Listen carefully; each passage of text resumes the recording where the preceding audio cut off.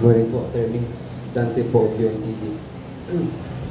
Attorney, ang tanong ko po, nung nakaraan kasi, natanong din namin ng DOJ, nagkasundo na raw po yata yung Senate House that the custody would be at the NBI. Ano po nakita niyo ba, bakit biglang nagbago yata at gusto nang i-take custody ng House?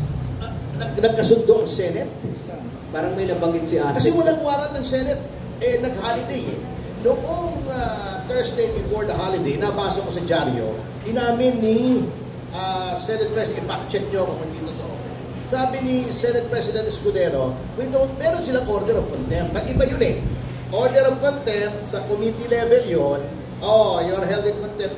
Kasi ang pwede lang pong mag-sign ng warrant ay either the Senate President or the Speaker of the House. Si Tambi. So,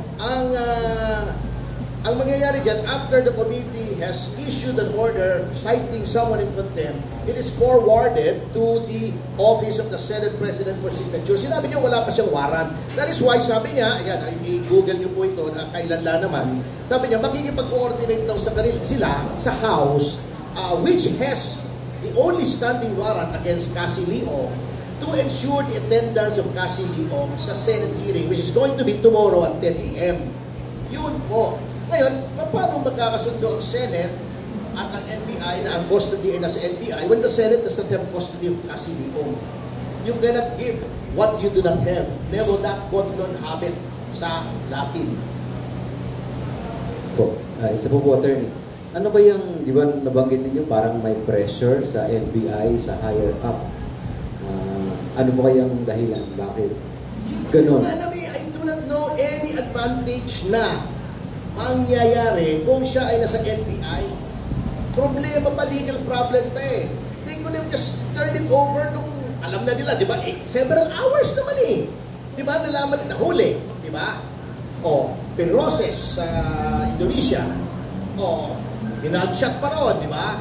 Et cetera. Sinakay sa aeroplano. 2 hours and 50 minutes ang biyahe ng aeroplano from Indonesia to the Philippines. Pagdating dito, may immigration pa, di ba? Then dinala pa sa immigration.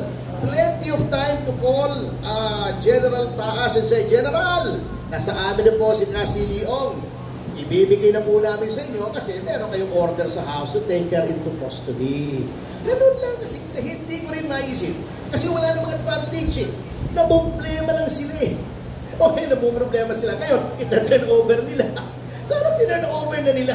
Pwede naman, kung gusto nilang i-inquest, pwede naman nilang i-inquest doon o pwede lang sabihin sa House, dalhin nyo rito sa DOJ for inquest.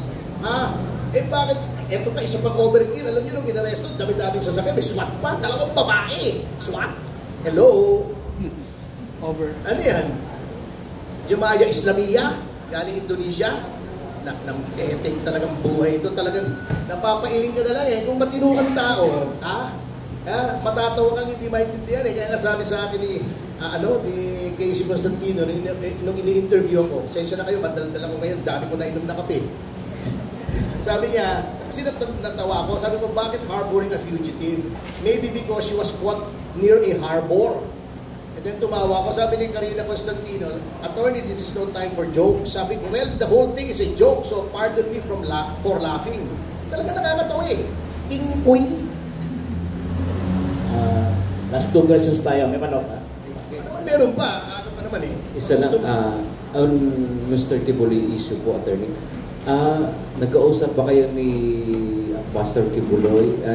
Kasi meron din mga nagsasabi, para matigil na yung komosyon o anumang violence, the only way is for him to surrender and face the process of law.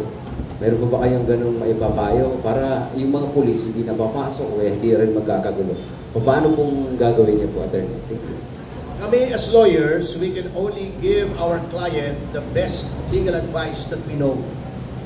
Ngayon, ultimately, it is up to the client. Especially when it comes to surrendering, it is a personal decision. Pero, hindi ko gina-justify, but also I cannot blame Pastor Kibuloy because of all these things that are happening. If you take them all together, sa Senate, yung ginawa kay Harry Roque, yung ginagawa sa mga Duterte, he is probably apprehensive that he will not get a fair shake under this government.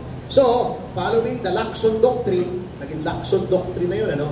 He may, sabi ko may kasi hindi strictly juris, hindi naman, he doesn't fall under the definition of a fugitive. He may now be a fugitive from injustice. May follow-up question dito, sir. Sir, ilang araw na ang PNP sa Davao. Sa tingin niyo po ba, totoo yung sinasabi nila, nandun naman si Pastor Kibuloy or mali yung lugar na kanilang pinuntahan para mag-stake out sila? Hindi ko alam eh. Nandun na sila eh. Di hanapin na nila. Diba, kanina naririnig ko, meron pa daw sila mga sophisticated equipment, yung mga nakaka-detect ng heartbeat, etc. May infrared pa daw, mga drones, etc.